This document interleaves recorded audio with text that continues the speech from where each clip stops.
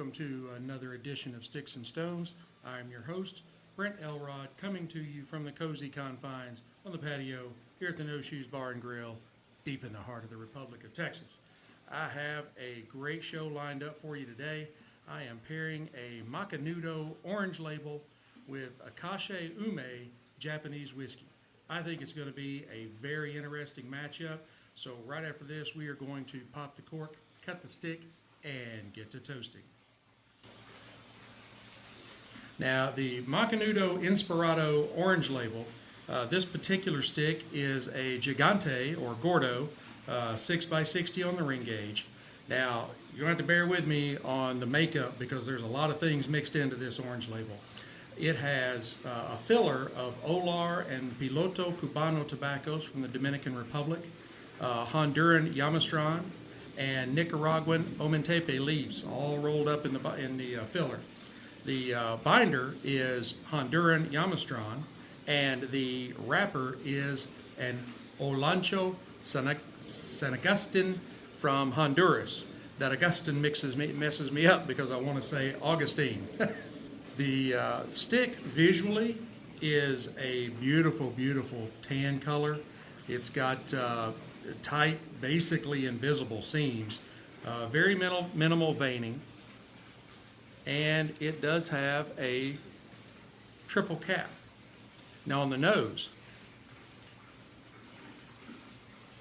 I get right away like stables or barnyard.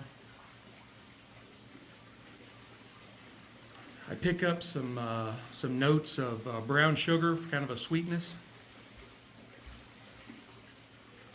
And just a hint of like a citrus or a melon.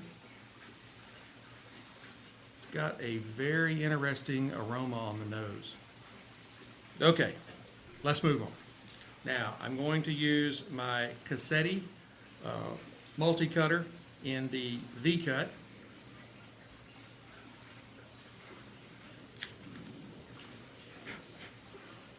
All right, wonderful cut. Now on the cold draw, it's got a very easy draw, not too easy, not too tight.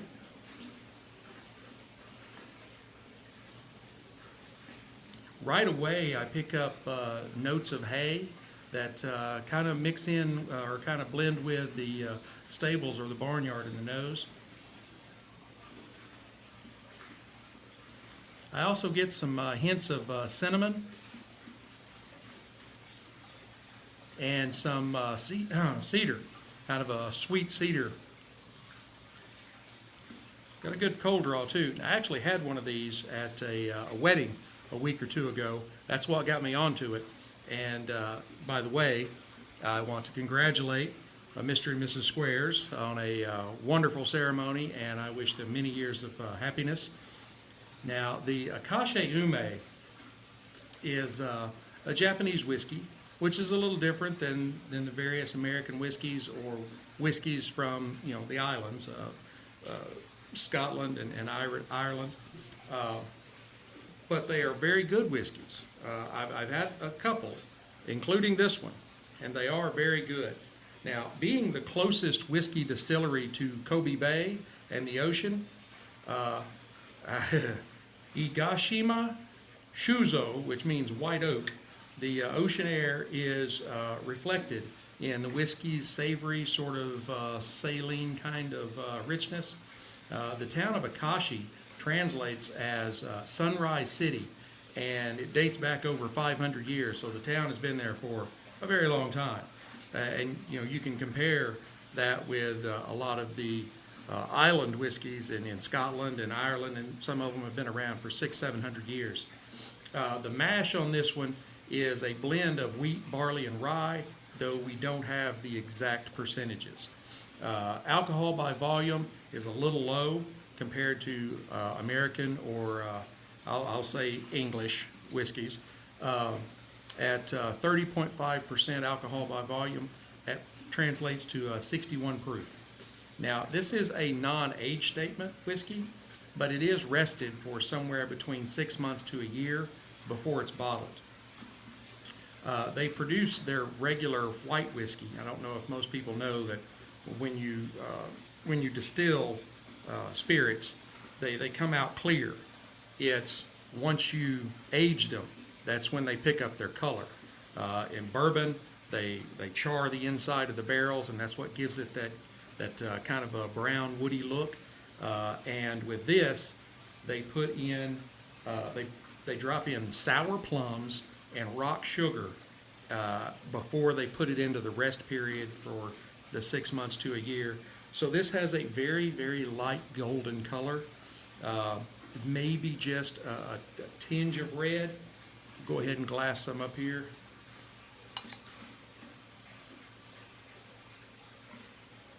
Unfortunately, the Japanese do not know my affinity for corks. This is a screw-on cap. I always love to hear the cork pop.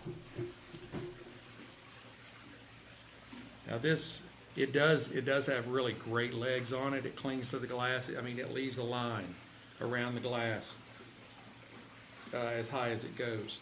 And it is, like I said, a very, very light golden color, almost like what you'd think of as a white tea, if any of you have ever had any hot white tea.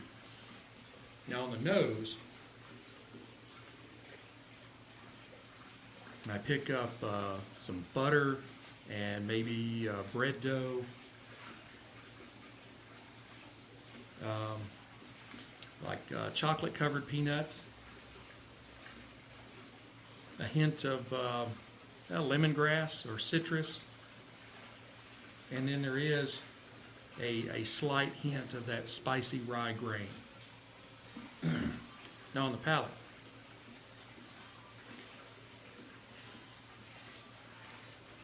man, that goes down very, very easy, and that is attributable to the low proof, but it is delicious, absolutely delicious.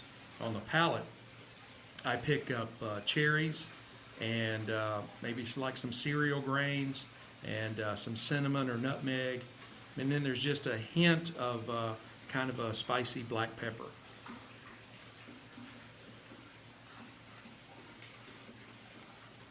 That is that is a wonderful whiskey. I mean, I really enjoy this. I definitely want to keep it on my shelf going forward because it's one you can sit down and you can drink without worrying about getting a buzz or drinking too much. I mean, if you drank the whole bottle, but if you sit down and have a fairly strong glass, you're still going to be fine afterwards.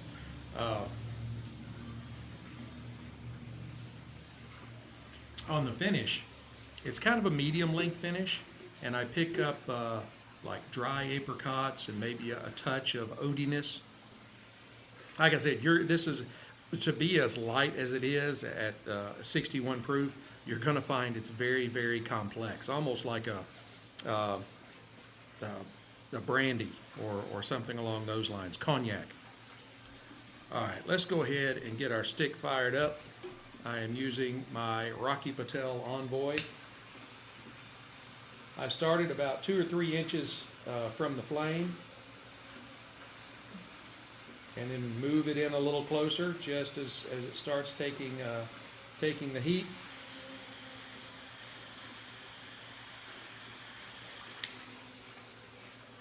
And then when I put the stick in my mouth, I touch the tip of the cigar to the base of the flame, but I don't cram it into the fire. I just kiss it. You don't want to overcook it.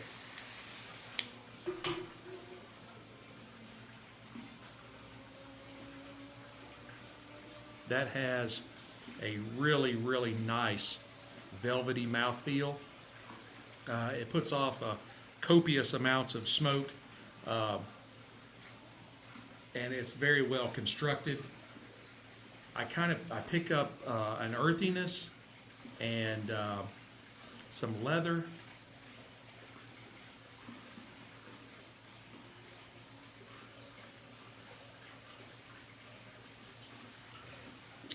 Some spice and some floral and fruity notes in it.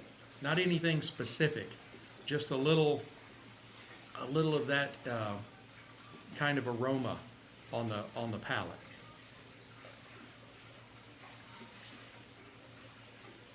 All right, let's try these together.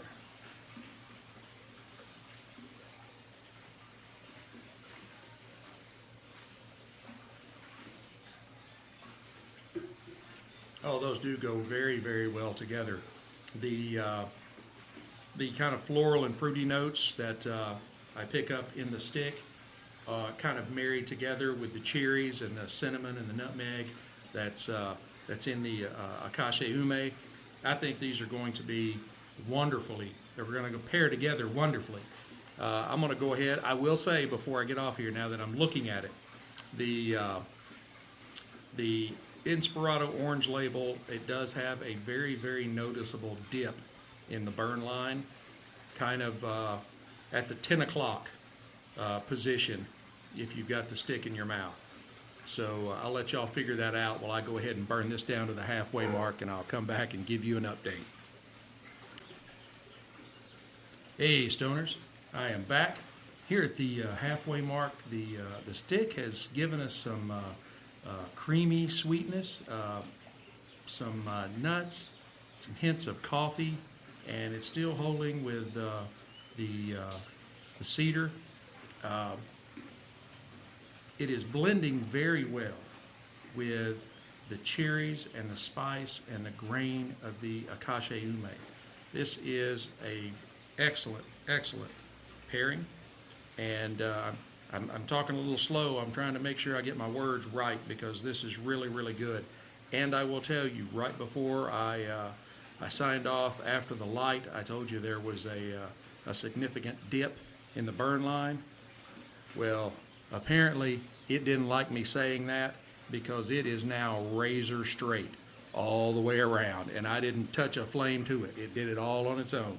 The Macanudo Inspirado orange label is a very, very good cigar.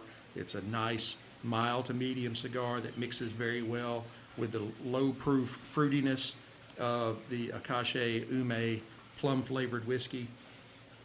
I'm going to go ahead and burn this down to the band, and I will come back and give you my final thoughts.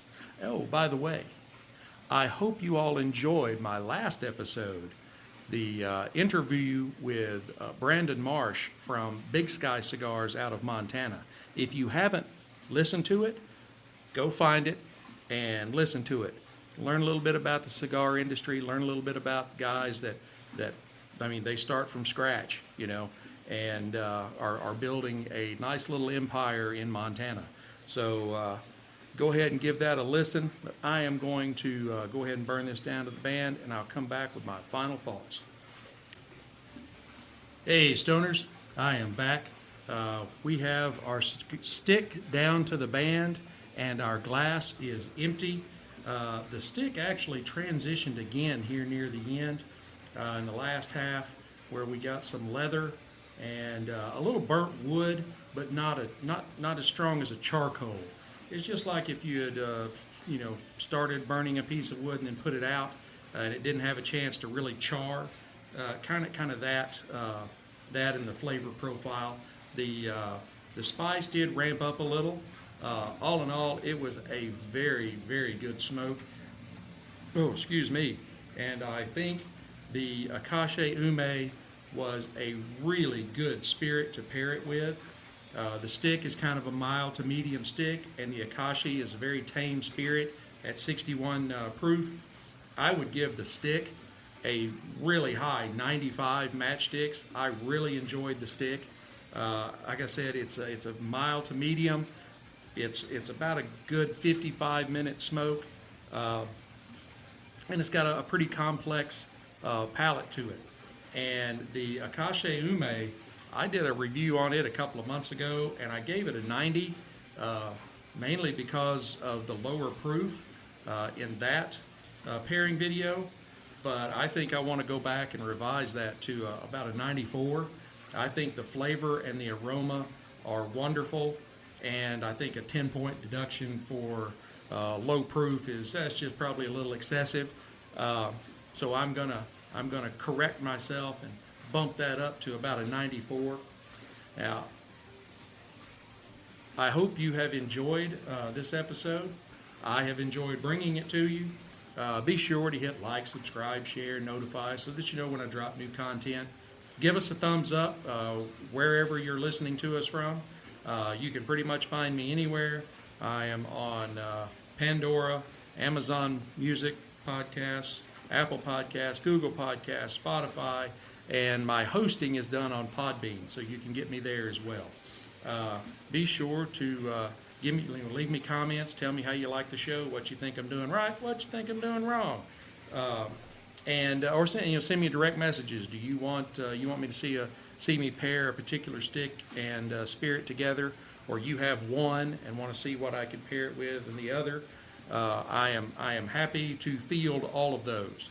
But until we get to be together again, keep your sticks dry, your stones cold, and have a great day.